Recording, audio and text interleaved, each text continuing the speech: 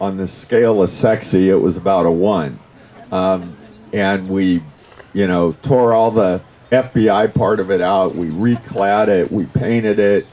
We put in very interesting ground level features with roll-up garage doors so your space actually opened to the outside.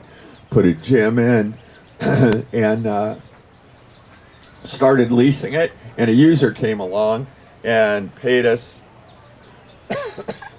as much money as we thought we would get from an investor.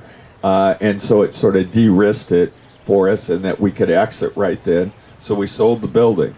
In this case, we made about 3 times what we expected. We made almost $2 million, and we put up about $600,000 in our original investment. So you can see the leverage of the return on these investments, where we're putting up de minimis equity at risk, but if the project turns out right, it's very lucrative from a Bixby standpoint.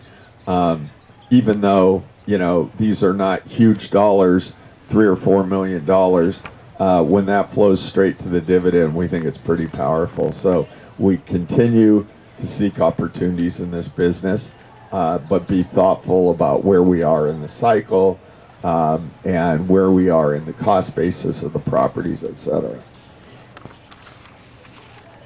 Which really leads me to the next slide, and that is how these projects, the combination of building a stronger core portfolio and enhancing our returns with these value add projects.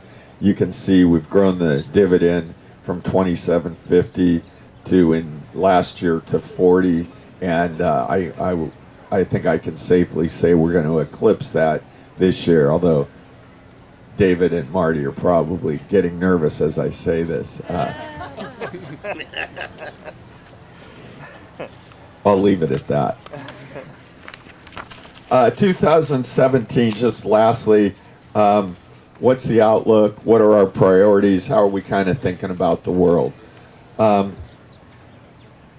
We have a number of value-add investments, like I described, that are still what I call active, meaning they're either under construction or in lease-up, but we haven't stabilized them yet. Stabilized is when you get it fully leased, you have an income-producing asset that you can hold it and just take the income if you like, or you can sell it and monetize the upside that you've created through that process. So we have several of these, and obviously job number one is get these things done and get them quote-unquote de-risked.